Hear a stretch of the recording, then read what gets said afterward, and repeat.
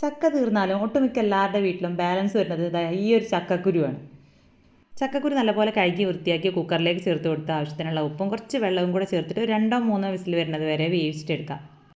അപ്പോൾ ഇതുപോലെ വേവിച്ചെടുക്കുന്ന സമയത്ത് നമുക്ക് തൊലി കളഞ്ഞെടുക്കാൻ ഈസിയാണ് കേട്ടോ. ഇതുപോലെ സെൻറ്ററിലൊന്ന് കട്ട് ചെയ്ത് കൊടുത്ത് 2 ഭാഗത്തേക്കൊന്ന് വലിച്ചെടുത്താൽ തന്നെ അതിൻ്റെ ആ ഒരു തൊലി പോകുന്ന കിട്ടും.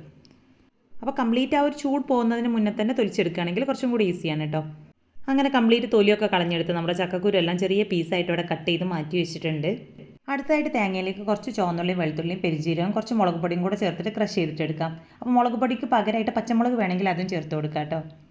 അങ്ങനെ ചൂടായ പാനിലേക്ക് കുറച്ച് ഓയിൽ ചേർത്ത് കൊടുത്ത് കടുകിട്ട് പൊട്ടിച്ചെടുത്തതിന് ശേഷം ചെറുതായിട്ട് അരിഞ്ഞെടുത്തിട്ടുള്ള കുറച്ച് ചുവന്നുള്ളി കൂടെ ചേർത്ത് ഒന്ന് വഴറ്റിയെടുത്ത് നേരത്തെ അരിഞ്ഞ് മാറ്റി വെച്ചിട്ടുള്ള നമ്മുടെ ചക്കക്കുരുത്തിലേക്ക് ചേർത്ത് കൊടുക്കാം. അപ്പോൾ ചക്കക്കുരു നല്ല പോലെ വെന്തിട്ടുണ്ടാവണം കേട്ടോ. ഇനി ആവശ്യത്തിനുള്ള ഉപ്പും കളറിനായിട്ട് കുറച്ച് മഞ്ഞൾപ്പൊടിയും കൂടെ ചേർത്ത് ജസ്റ്റ് ഒന്ന് മിക്സ് ചെയ്തെടുത്തതിന് ശേഷം കുറച്ചുകൂടെ മുളക് പൊടി ഇതിലേക്ക് ചേർത്ത് കൊടുക്കാം. അപ്പോൾ ഒരു 1/2 ടീസ്പൂൺ മുളക് പൊടിയാണ് കേട്ടോ ചേർത്ത് കൊടുത്തിട്ടുള്ളത്. പിന്നെ വേണ്ടത് മുരിങ്ങയിലയാണ്. അപ്പോൾ ഒരു 1/4 കപ്പ് അല്ലെങ്കിൽ 1/2 കപ്പ് മുരിങ്ങേൻ്റെ ഇല ഇതിലേക്ക് ചേർത്ത് കൊടുത്തതിന് ശേഷം ഒന്നും കൂടെ നല്ലപോലെ മിക്സ് ചെയ്തെടുത്ത് നേരത്തെ നമ്മൾ അരച്ച് മാറ്റി വെച്ചിട്ടുള്ള നമ്മുടെ ആ ഒരു അരപ്പ് ഇതിലേക്ക് ചേർത്ത് കൊടുക്കാം. അരപ്പൊക്കെ ചേർത്ത് കൊടുത്ത് നല്ല രീതിയിലൊന്ന് ആവി കയറ്റിയെടുത്തതിന് ശേഷം നല്ലപോലെ മിക്സ് ചെയ്തെടുത്ത് കഴിഞ്ഞാൽ നല്ല ടേസ്റ്റി ആയിട്ടുള്ള നമ്മുടെ ചക്കക്കുരു മുരിങ്ങയില തോരൻ അവിടെ റെഡി ആയിട്ടുണ്ട്.